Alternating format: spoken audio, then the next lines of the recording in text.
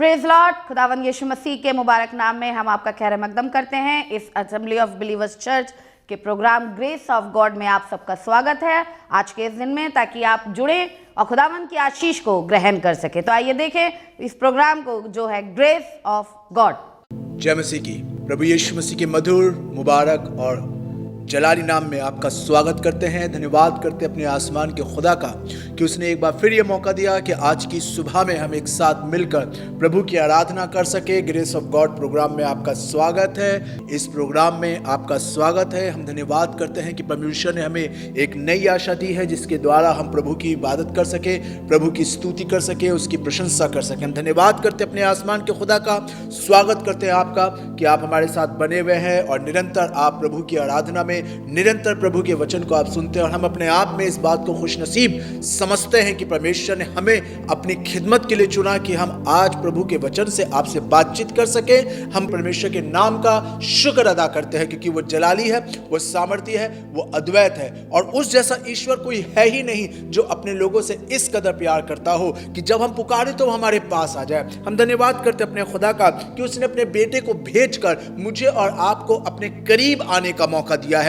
यकीनन इस बात को जानिए, अगर हम परमेश्वर के वचन का अध्ययन करें, अगर हम परमेश्वर के वचन में जाएं, तो वहां पे पुराने समय के अंदर कुछ ऐसी रियायतें हुआ करती थी, ऐसे रिवाज हुआ करते थे कि कोई आम इंसान परमेश्वर के करीब नहीं जा सकता था। उसकी दूरी परमेश्वर से बनी हुई थी। इसलिए लोगों को मालूम नहीं था कि परमेश्वर है क्या, वो नहीं जानते थे कि खुदा क्या है। इसलिए कई मर्तबा बहुत से लोगों ने बहुत सी गलतियां कर दी, बहुत से ऐसे गुनाह उनसे हो गए क्योंकि उनको मालूम नहीं था परमेश्वर क्या है। मूसा के समय में उन्होंने बछड़ा बनाया, उन्होंने सोचा शायद यही वो खुदा है जो हमें मिस्र से निकाल के लाया और हमें अपने वादा किए हुए देश में लेकर जा रहा है। लोगों को नहीं मालूम था। उसके बाद बहुत से लोगों ने अलग अलग जो उनके दिमाग में आया वो परमेश्वर की वैसी ही इमेज बनाते चले गए और उस तरीके से इबादत करते चले गए और परमेश्वर से दूर होते गए। इसीलिए परमेश्वर ने अपने बेटे को भेजा ताकि वो हमें बता सके कि मैं ऐसा हूं। पहले कुरिन्थियों की किताब उसका 11वां अध्याय और आप पढ़ें उसकी 31वीं आयत। तो सुनिए, यदि हम अपने आप को जांचते, वंडरफुल, ये चीज बहुत इंपॉर्टेंट है। खुदा का कलाम कह रहा है अगर हम अपने आप को जांचते तो सजा ना पाते। आज सारी दुनिया में बहुत से लोग सजा पा रहे हैं, बहुत से परिवार सजा पा रहे हैं, बहुत सी जिंदगियां सजा पा रही हैं, बहुत से बच्चे, बहुत से बुजुर्ग सजा पा रहे हैं। बेरोजगारी, तकलीफें, सपने पूरे ना होना, दिल का टूट जाना, एक्सीडेंट हो जाना, कई मर्तबा ये चीजें सजा में आ जाती है। मैं नहीं कह रहा कि ये सजा है, लेकिन कई बार ये चीजें सजा में आ जाती है। खुदा ये इन चीजों के द्वारा हमें तंबी देता है और यही बात खुदा का कलाम बता रहा है। कई बार ये वाली बातें मेरी और लाइफ में सजा के साथ आ जाती है। रिश्ते खराब हो गए, घर में तकलीफ आ गई, कोई शराब लग गया, सजा मिल गई। क्यों? ये सजा क्यों है? क्योंकि कई मर्तबा बार ऐसा होता है कि हम अपने आप को नहीं चेक करते, हम दूसरे को चेक करते हैं। फलाना ऐसा है, मेरी बहन ऐसी है, मेरा भाई ऐसा, उसने कहा था, मेरी कोई गलती नहीं है, उसने ऐसा कहा था। नहीं, हमें अपने आप को जांचना है। चेक योरसेल्फ, अपने आप को जांचिए। अगर आप सजा से बचना मांगते हैं आने वाले दिनों में, अगर आप परीक्षाओं से बचना मांगते हैं आने वाले समय में, अगर आप तकलीफों से निकलना मांगते हैं, तो आज मुझे और आपको स्टेप उठाना पड़ेगा। अपने आप को जांचिए, क्योंकि अगर इसकी 30वीं आयत को पढ़े तो क्या लिखा है? इसी कारण, this is the reason, this is the main reason, इसी कारण तुम में बहुत से निर्बल, ध्यान से सुनिएगा, निर्बल, कमजोर, रोगी और बहुत से सो भी गए हैं। बहुत से आज वीक हो गए हैं। Is a punishment. कमजोरी, दिमाग कमजोर होना, फाइनेंशियली, फिजिकली कमजोर होना, बहुत सी तकलीफें आना और बहुत से मौत हो जाना समय से पहले। जैसे बहुत लोग कहते सुना होगा, अभी तो टाइम भी नहीं था, क्या उम्र थी इनकी। ये सजा मिली है क्योंकि अपने आप को चेक नहीं करा। मैं किसी को हर्ट नहीं करना चाहता। मैं नहीं चाहता कि आपको लगे कि मैं आपको तकलीफ दे रहा हूं, बल्कि मैं परमेश्वर की बात को आप तक पहुंचा रहा हूं। This is my duty. और परमेश्वर का वचन यही बात आज कहलाना मांग रहा है। अगर हम अपने आप को जांचते तो सजा ना पाते।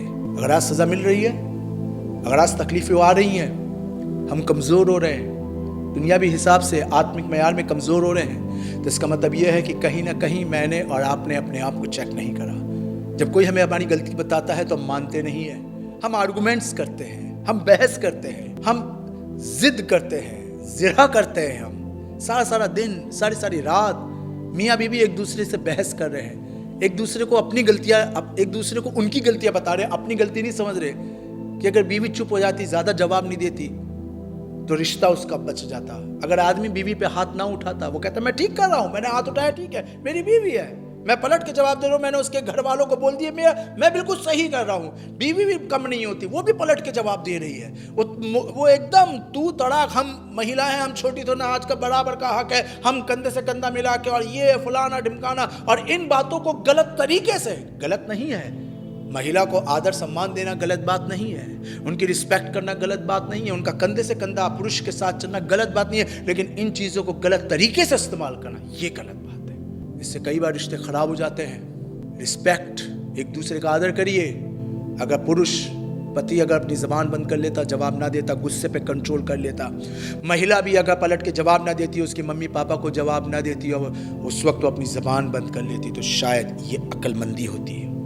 लेकिन हम नहीं मान रहे कि हमने गलती करी, हम कह रहे बिल्कुल सही जवाब दिया, अगर वो ऐसा करेगा तो मैं भी ऐसा करूंगी, वो ऐसा करेगी तो मैं भी ऐसे करूंगा। एक भाई दूसरे भाई के साथ, भाभी ननद के साथ, जेठानी देवरानी के साथ लगे हुए हैं सब। परिवारों के अंदर आज ये हो रहा है, कलीसियाओं में आज ये हो रहा है, ऑफिस के अंदर, फ्रेंडशिप्स के अंदर आज ये चल रहा है। लेकिन खुदा बाप चाहता है हम अपने आप को जांचें। अगर आपको बरकत चाहिए तो हमें अपने आप को चेक करना पड़ेगा। मैं परमेश्वर के वचन में एक जगह ले जाना चाहूंगा। मैं पढ़ रहा था नीति वचन की किताब, मुझे बड़ा अच्छा लगा पढ़ते हुए, और मैं चाहूंगा कि मैं आपके साथ वो वाली बातें बांटूं जो मेरे को बरकत मिली है। नीति वचन की किताब, उसका 14वां अध्याय, the book of proverbs chapter 14, 14वां अध्याय, और उसकी अगर आप 9वीं आयत को पढ़ें, मूढ़ लोग पाप का अंगीकार करने को ठट्टा जानते हैं। बेवकूफ होते हैं वो लोग, अहमक होते हैं वो लोग, दे आर फुलिश पर्सन। अब चाहे वो कितने पढ़े लिखे क्यों ना हो, लेकिन खुदा की निगाह में, खुदा के सामने वो लोग बेवकूफ है जो अपने गुनाहों के अंगीकार को मान लेना। प्रॉब्लम यही तो मानते नहीं है, लेकिन बाइबल बताती जो मान लेता है, यही लिखा है नीति वचन की किताब के अंदर, आगे के पढ़ेंगे हम अध्याय, और तो उसमें लिखा है जो अपने अपराध को मान लेता, मैं पढ़ रहा था तो उसमें लिखा है कि जो अपने अपराध को मान लेता है और उसे छोड़ देता है, परमेश्वर उसी पर अनुग्रह करता है। लेकिन जो इस बात को बेवकूफी समझते हैं, मजाक उड़ाते हैं, यही लिखा है ना, मूढ़ लोग पाप का अंगीकार करने को ठट्टा जानते हैं। ये उनके लिए मजाक की बात है। किसी से कहिए कि आप अपनी गलती, बेकार की बात है, हम क्यों माने, छोटे हो जाएंगे, हम छोटे थोड़ी ना है, हम बुज़दिल थोड़ी ना है। बहुत से लोग नहीं मानते और इसको मजाक में उड़ाते हैं, और यहीं पे वो लोग गलत होते हैं। क्योंकि बाइबल में लिखा है मूढ़ को अपनी चाल सीधी जान पड़ती। उसे लग रहा है जो मैं ठीक कर रहा हूँ ठीक कर रहा हूँ, मैं अपनी गलती नहीं मान रहा, मैं अपने आप को चेक नहीं कर रहा, मैं दूसरे को चेक कर रहा हूँ, मैं अपने आप को सही मान रहा हूँ, मैं दूसरे को कह रहा हूँ कि वो गलत है, मैंने जो करा ठीक करा, मैंने जो बोला, मैं जैसे बोलता हम बिल्कुल ठीक है, हमारी बोली बिल्कुल ऐसी है, खानदानी बोली है हमारी, हम तो ऐसी बोलते हैं, ऐसी बोलेंगे, हमारा बच्चा भी बोलेगा, हमारा बाप बोलता था, हमारे दादा और नाना भी बोलते थे, हम भी बोलेंगे। कई बार हमको अपनी राहें ठीक जान पड़ती हैं बाइबल में लिखा, लेकिन उसके अंत में उसे नहीं मालूम कि उसके अंत में मौत ही मौत है। गहेजी को लग रहा था वो जो कर रहा है बिल्कुल ठीक कर रहा है, उसका दौड़ कर जाना, उसका नमान से झूठ बोल कर ले लेना, वो जो कर रहा है बिल्कुल ठीक कर रहा है, उसे नहीं मालूम था ये वो मौत कमा रहा है। आज भी बहुत से लोगों को उनके तरीके, उनका नेचर, उनका एटीट्यूड, उनका बिहेवियर, उनके पैटर्न्स, उनके काम करने के तरीके उन्हें बिल्कुल सही लग रहे हैं, लेकिन खुदा बाप चाहता है आज चेक करें। सादिक कहते हैं अपने आप को, सादिक समझते हैं अपने आप को, परमेश्वर का जन मानते हैं, प्रभु से प्यार करने वाला मानते हैं अपने आप को। Check yourself. इससे पहले आप दूसरे को चेक करें, अपने आप को चेक करें। तभी तो यीशु मसीह ने कहा जो तो दूसरे की आंख के तिनकों को देखता है, क्या अपनी आंख का लट्ठा तुझे नहीं सोच रहा। हम बहुत से दूसरों की गलतियों को नजर हम चेक करते हैं, लेकिन हमें अपनी बड़ी बड़ी गलतियां नजर नहीं आ रही है कि हमने क्या करा है। हमने पलट के जवाब दिया है, हमने भी तो कहा था, जैसे बहुत से कहते हैं ये वाली बात को हमारी गलती थोड़ी ना, उसने शुरू करा था, तो मेरे भाई खत्म कर दो तुम। अगर झगड़ा तुम्हारे भाई ने शुरू करा था तो तुम खत्म कर दो झगड़ा। अगर तुम सॉरी बोल दोगे तो तुम छोटे नहीं हो जाओगे, तुम्हारा कद और बड़ा हो जाएगा। अगर आप माफ कर देंगे तो आप बुज़दिल नहीं कहलाएंगे, बल्कि परमेश्वर आपको और ऊंचा दर्जा देगा। जैसे बाइबल में लिखा है, यूसुफ ने अपने भाइयों को माफ करा, अच्छा सलूक नहीं करा था। उसके 10 भाइयों ने पकड़कर उसे मारा और इतना मारा कि वो बेसुध हो गया और उसे अंधे कुएं में डाल दिया।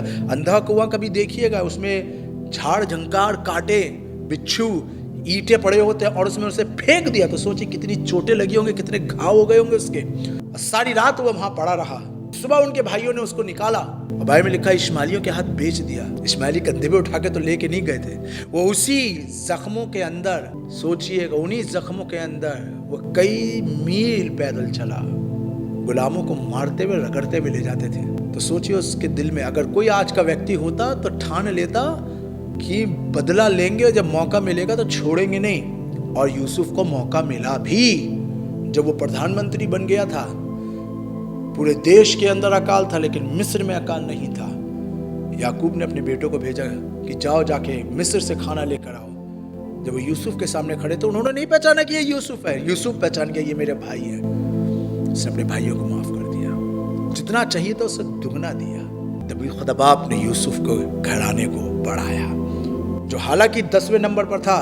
जो बरकतें पहले नंबर वाले को मिलनी थी वो सारी बरकतें उसको मिल गई। जानते हैं क्यों? सिर्फ इसी वजह से उसने अपने आप को चेक करा कि मैं खुदा की निगाह में गुनहगार नहीं बनूंगा। खुदा मौका दे रहा है आपको, अपने आप को चेक करिए, अपने आप को चेक करिए, कहीं ऐसा ना हो कि मौका हाथ से निकल जाए। चेक योरसेल्फ, अपने आप को सही मत समझिए। हमसे भी गलतियां हो सकती हैं, हम भी गलत हो सकते हैं। इसलिए खुदा का कलाम कह रहा है कि अपने आप को ठीक करें ताकि मैं और आप परमेश्वर की निगाह में अक्लमंद ठहर सकें और परमेश्वर की राहों में हम आगे बढ़ सकें। क्योंकि अगर हम अपने आप को जांचेंगे, अगर हम अपने आप को चेक करेंगे तो हम परमेश्वर की हुजूरी में बरकतों को पाएंगे, नहीं तो सजा के हकदार बनेंगे। देखिए क्या लिखा है विलाप गीत उसका 3रा अध्याय और उसकी अगर 40वीं आयत को पढ़ें तो वहां पे लिखा है, हम अपने चाल चलन को ध्यान से परखें और यहोवा की ओर फिरें। हम अपने चाल चलन को, जो हम कर रहे हैं, जो हमारा कैरेक्टर है, जो हमारे काम करने के तरीके हैं, जो हमारे सोचने और बोलने के तरीके हैं, जो हमारे चलने के तरीके हैं, बाइबल बता रही है हम अपने चाल चलन को क्या करें? हम अपने चाल चलन को ध्यान से, ये वर्ड बहुत जरूरी कि गौर से।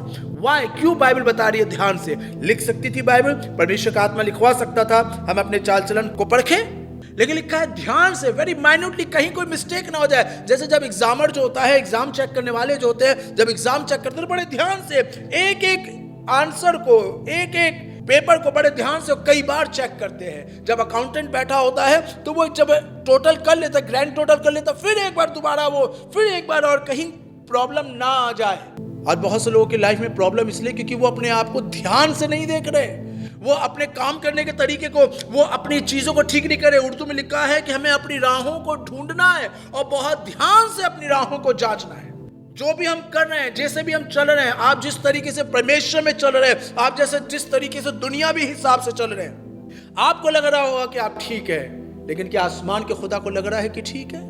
अपनी राहों को बहुत ध्यान से, बहुत माइन्यूटली हम ठीक करें, और जब हम ऐसा करेंगे तो आसमान का खुदा मुझे और आपको बरकत देगा। मैं एक लड़के के बारे में पढ़ रहा था, लूका उसका 15वां अध्याय है, वहां पे एक लड़के के बारे में लिखा, और लिखा जब वो अपने आप में, हिंदी में लिखा है होश में आया, उर्दू में लिखा जब वो होश में, इसका मतलब बेहोशी की हालत में करे तो उसने सारे काम, बाप से झगड़ा करना, भाई से बदतमीजी करना, लड़ाई करना, गंदी गंदी बातें बोलना, षड्यंत्र रचना, वो जो सारे काम करे उसने बेहोशी की हालत में करे। फिजिकली वो ठीक था बट स्पिरिचुअली वो बेहोश था, आउट ऑफ माइंड था वो, और सारे काम कर गया। लेकिन जब वो होश में आया, देन ही रियलाइज्ड आई वाज रॉन्ग। हमको भी खुदा कई बार मौके देता है कि हम रियलाइज करें, बट अनफॉर्चुनेटली हम लोग रियलाइज करना नहीं चाहते हैं। शायद हम सोचते हैं कि हम छोटे हो जाएंगे, शायद हम सोचते हैं कि हमारा रुतबा कम हो जाएगा। हम रियलाइज नहीं करना चाहते उन बातों को जो हमने करी। हाँ, अक्सर हम अकेले में बैठ के सोचते तो है कि हाँ मुझे ऐसे नहीं कहना चाहिए था, लेकिन हम कभी जाके अपने भाई से नहीं कहते कि आई एम सॉरी भैया, मुझे आपसे ऐसे बात नहीं करनी चाहिए थी। कभी हम जाके अपने मम्मी पापा को सॉरी नहीं कहते, कभी हम जाके अपनी बहन को, अपनी वाइफ को सॉरी, हम सोचते छोटे बन जाएंगे हम। नो, ये आपको बड़ा बनाने का तरीका है। अपनी राहों को जांचिए। अगर सादिक बनना चाहते हैं तो अपनी राहों को जांचिए। वेरी सिंपल, अपनी रिपोर्ट कार्ड बनाइए, अपनी रिपोर्ट कार्ड बनाइए। हम दूसरों की रिपोर्ट कार्ड बहुत तैयार करते हैं कि वो ऐसे बोलता है, वो ऐसे देखता है, उसका एटीट्यूड ऐसा है, उसका बिहेवियर ऐसा है, वो ये कपड़े पहनती है, उसकी लड़की ऐसी है, उसका आदमी ऐसा है, उसके घर में ये होता है। हमने अक्सर दूसरों की रिपोर्ट कार्ड बहुत एग्जैक्टली और सही बनाई होगी और बनाते रहे होंगे, बहुत रिपोर्ट कार्ड हमारे पास बन गई होंगी दूसरों की, लेकिन आपने अपनी कभी रिपोर्ट कार्ड बनाई है?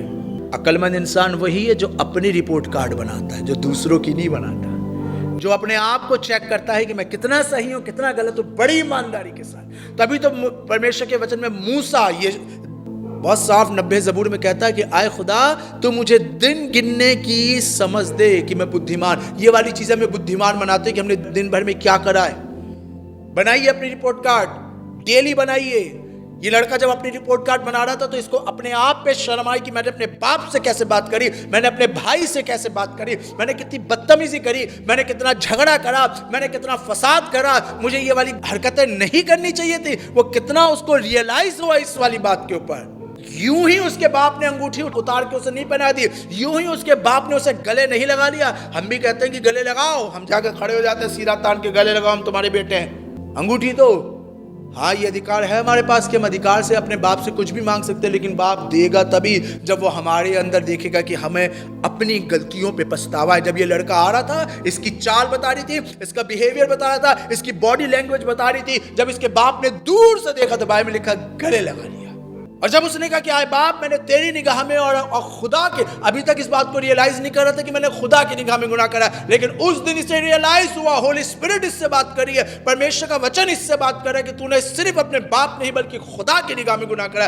देन ही वाज रियलाइज्ड कि मुझसे गलतियां हुई हैं, तो लिखा है बाप ने अंगूठी उतारी और उससे पहना दी। आपका बाप भी आपको अधिकार देने जा रहा है। हालेलुया। जो कुछ शैतान आपसे ले गया, आसमान का खुदा आपको देने जा रहा है। जो कुछ आपने अपनी गलतियों, अपनी कमियों की वजह से गंवा दिया है, आसमान का खुदा सब कुछ आपको रिटर्न करेगा। जैसे अय्यूब की किताब में लिखा है डबल पोर्शन देगा, और यीशु मसीह ने कहा है 100 गुना देगा। आसमान का खुदा आपको देने जा रहा है, रिसीव करिए उस चीज को। लेकिन उसके लिए पहले जरूरत यह है कि रियलाइज करिए, एडमिट करिए कि हमसे गलतियां हुई है। अपनी रिपोर्ट कार्ड बनाइए अपने आसमान के खुदा के सामने कि हाँ हम फलानी जगह हम गलत थे, मुझे ऐसा नहीं करना चाहिए था। दाऊद कहता है भजन संहिता के अंदर कि जब मैंने मान लिया और जब मैंने कहा कि मेरा पांव फिसल चला, तो आए खुदा तेरी करुणा ने मुझे संभाल लिया। हालेलुया। जब आप अपनी गलतियों को एडमिट करना शुरू कर देंगे, आप मान लेंगे, आप कहेंगे कि मुझसे गलती हुई है। कई बार हम कहते हैं हमने दिल ही दिल में मानने, दिल ये वाली बात है, दिल ही दिल में करने की जरूरत नहीं है। आपको ये वाली बात है कहने की जरूरत है। जब गाली देते वक्त आपने नहीं सोचा था, बदतमीजी करते वक्त आपने नहीं सोचा था, आपने झगड़ा करते वक्त नहीं सोचा था कि कौन देख रहा है कौन नहीं देख रहा, तो सॉरी कहते हुए क्यों सोच रहे हैं कि कौन देख रहा है कौन नहीं देख रहा। गो, जाइए। अगर आप चाहते हैं आपका बाप आपको अधिकार दे, आप चाहते वो सब कुछ जो आपके पास से चला गया दोबारा आपके पास लौट कर आ जाए, रिग्रेट होइए, अपनी गलतियों को मानिए, अपनी रिपोर्ट कार्ड तैयार करिए, देखिए आप कहां गलत है। खुदा बाप से कहिए मुझे दिन गिनने की समझ दे। आज ये प्रार्थना हर एक मसीही विश्वासी को करने की जरूरत है कि खुदा बाप से कहे कि मुझे दिन गिनने की समझ दे। जब आपको ये समझ आ जाएगी, आपको पता चल जाएगा आपको क्या करना और क्या नहीं करना, क्योंकि यही चीजें मुझे और आपको सादिक बनाती है। और सादिक अपनी राहों के बारे में सोचता है कि मुझे क्या करना है और मुझे क्या नहीं करना। अपने आप को परमेश्वर की हुजूरी में लेके जाइए। आज परमेश्वर का वचन यही चीज बता रहा है। वो डाकू जो यीशु मसीह के साथ लटका हुआ था, यही तो कह रहा था, हम तो अपने किए की सही सजा पा रहे हैं। He recognized that we are sinner. हम पापी हैं, हमने बहुतों का मर्डर करा है। We are murderer, we are डकैत्स। हमने लूटा है, बर्बादी करी है, चीज़ों को बर्बाद करा है, घरों को तबाह कर दिया, बहुत से बच्चों को अनाथ कर दिया है, बहुत सी स्त्रियों को हमने विधवा कर दिया है, बहुतों को मजबूर कर दिया कि वो खुदकुशी कर ले। हम गलत हैं, हमने ये करा है। दुआ तो हम बहुत करते हैं, लेकिन क्या कभी प्रार्थना में हम कहते हैं कि हम गलत हैं? क्या कभी खड़े होकर हमने किसी उस शख्स जिसके साथ हमने झगड़ा करा, चाहे मेरी बहन क्यों ना हो, मेरा भाई क्यों ना हो, चाहे मेरी औरत क्यों ना हो, मेरा आदमी क्यों ना हो, चाहे मेरे कलीसिया का कोई मेंबर क्यों ना हो, कि क्रिसमस पे झगड़ा हो गया था हमारा, किसी छोटी सी बात, इनाम को लेकर, गाने को लेकर, हमारा नाम नहीं डाला, हमने पादरी से झगड़ा कर लिया, उसने हमारे बच्चे को डांट के पनिश कर दिया था, तो इसलिए हमने संडे स्कूल की टीचर से झगड़ा कर लिया, हमने अपने एल्डर से झगड़ा कर लिया, हमने अपने पड़ोसी से झगड़ा करा, हमें बदतमीजी से बोल गए, हमने पलट के जवाब दे दिया। और कई मर्तबा परमेश्वर का वचन, परमेश्वर की आत्मा हमको इस वाली बात के लिए कायल करती है। जब खुदा के लोग हमें समझाते हैं इस वाली बात के लिए, हम लोग मानने को तैयार नहीं होते हैं। लेकिन आज मेरे भाई मेरी बहन, आज परमेश्वर का वचन आपसे बात कर रहा है। आप अपने आप को सादिक समझते हैं या आप अपने आप को सादिक बनाना मानते हैं? दोनों कंडीशन में एक ही काम करना है। जानते हैं क्या? वो अपनी राहों के बारे में सोचते हैं। आइए सोचिए, आइए आज आप और मैं मिलकर प्रार्थना करें इस बात के लिए, जैसे मूसा कह रहा है, मूसा एक ही बात की दुआ कर रहा है, मुझे दिन गिनने की समझ दे ताकि मैं बुद्धिमान हो जाऊं। और यही बुद्धिमानी आपको बताएगी कि आपको शेर के सामने खड़ा होना है या नहीं। क्योंकि नीति वचन में मैं पढ़ रहा था, नीति वचन उसका 22वां अध्याय और उसकी 3री आयत, साम 22 और 3री आयत में लिखा है, होशियार बला को देखकर छुप जाता है और बेवकूफ चला जाता है। बलाएं बहुत खड़ी है बाहर, समझदारी इस बात में कि उससे बच जाइए।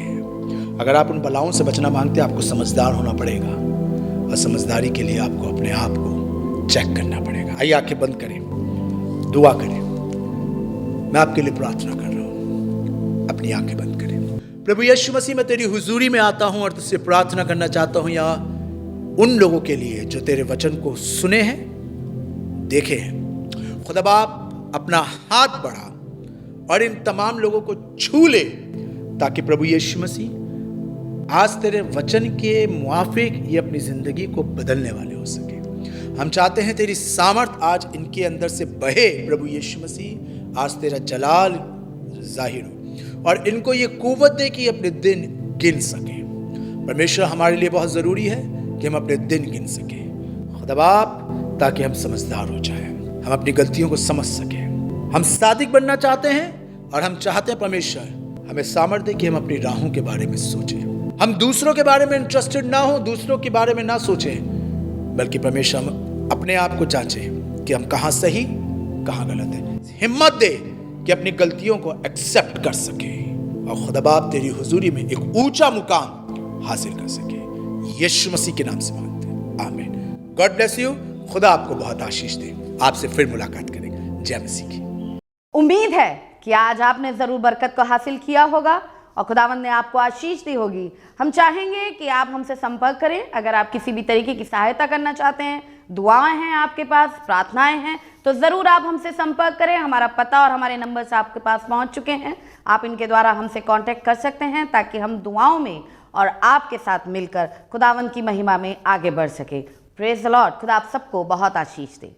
हमारा एड्रेस है assembly of believers church, S410 street number 11, school block, Shakarpur, Delhi 110092।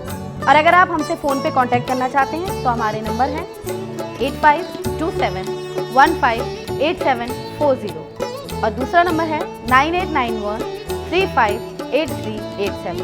इसके अलावा 9891152423